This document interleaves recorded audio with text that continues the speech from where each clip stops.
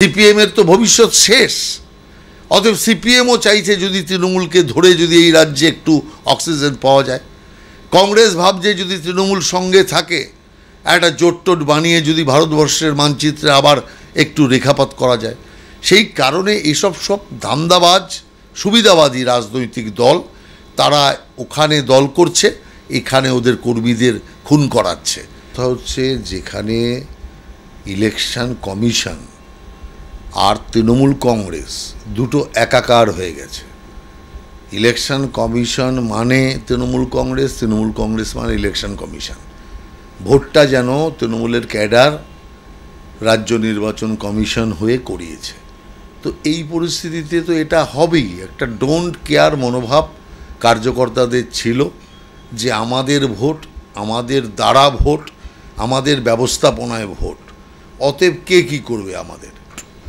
এখানেই একটা প্রশ্ন, এই যে আপনি হিংসার কথা বললেন এবং বিভিন্ন দলের কর্মীদের, যে বিরোধী দলের কর্মীদের তাদের রক্ত ঝরেছে বললেন, এই প্রসঙ্গে একটা জোট প্রসঙ্গে এসে যায় যে এই তৃণমূল কংগ্রেস, সীতারাম ইয়েচুরি, সিপিআইএম এবং কংগ্রেস তারা যে একের পর এক কর্মীরা মারা গেল, এখানে হারালো, তারা গিয়ে আবার দিল্লিতে একটা ইন্ডিয়া নাম দিয়ে জোট করলো। এই বিষয়টা কেমনভাবে দেখছেন? দেখুন, তৃণমূল কংগ্রেস এটা জানে যে বিজেপির সাথে সরাসরি তৃণমূল কংগ্রেসের লড়াই হলে তৃণমূল কংগ্রেসের হার নিশ্চিত। কারণ এরপরে লোকসভা ভোট, বিধানসভা ভোট তো আর তৃণমূলের পুলিশ দিয়ে হবে না, তৃণমূলের ছাপ মারা ইলেকশন কমিশন দিয়ে হবে না। সেই কারণে নিশ্চিত হার। তৃণমূলকে জিততে গেলে কী করতে হবে? সিপিএম আর কংগ্রেসকে সঙ্গে লাগবে। যে কারণে এই জোটের বাহানায় তৃণমূল কংগ্রেস এবং বাকি সিপিএম কংগ্রেস সব এক জায়গায় চলে এসছে। কংগ্রেস জানে এই রাজ্যে কংগ্রেসের কোনো ভবিষ্যৎ নেই, সারা দেশে কংগ্রেসের কোনো ভবিষ্যৎ নেই। সিপিএমের তো ভবিষ্যৎ শেষ।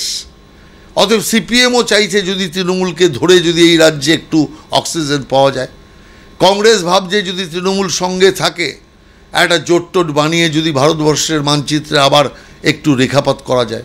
সেই কারণে এসব সব ধান্দাবাজ সুবিধাবাদী রাজনৈতিক দল তারা ওখানে দল করছে, এখানে ওদের কর্মীদের খুন করাচ্ছে। এই রাজ্যে ভোটের ক্ষেত্রে আপনি কি মনে করেন এই যুবশ্রী, কন্যাশ্রী, এই ধরনের প্রকল্পগুলি যেগুলি মমতা ব্যানার্জি বলছেন আমি চলে গেলে দেবে কে, এইগুলি কি প্রভাব ফেলছে কোনোভাবে নির্বাচনে? কি মনে করেন? যদি নির্বাচনে প্রভাব পড়তো তাহলে বন্দুকের দরকার হতো না, মস্তানের দরকার হতো না, ব্যালট ড্রেনে, নর্দমায়, পুকুরে পাওয়ার দরকার হতো না। যদি কন্যাশ্রী, রূপশ্রীর এত মহিমা থাকে, এত রূপ থাকে, তাহলে তৃণমূল কংগ্রেসের কার্যকর্তাদের এত খুন করতে হতো না। নিজেদের জনাধার শেষ হয়ে যাচ্ছে। মমতার ক্যারিশমা সারদাতেই সব শেষ করে দিয়েছে। সেই জন্য এখন আর একটি লোকও বলে না যে সৎ। আগে নিজেরাই ভোটিং লাগাতো সততার প্রতীক, এখন একটাও লাগায় না কেন? তার মানে বুঝে গেছে যে সততার প্রতীকে নয়, এ সারদার প্রতীক, দুর্নীতির প্রতীক। এটা বুঝে গিয়ে নিজেরাই লাগায় না। কেউ তো খুলে দেয়নি হোর্ডিং, তৃণমূলই লাগাতো সততার প্রতীক, ওরাই তুলে নিয়েছে। কেন তুলে নিয়েছে? নিজেরাই বিশ্বাস করে এ সৎ নয়, অসতের রানী।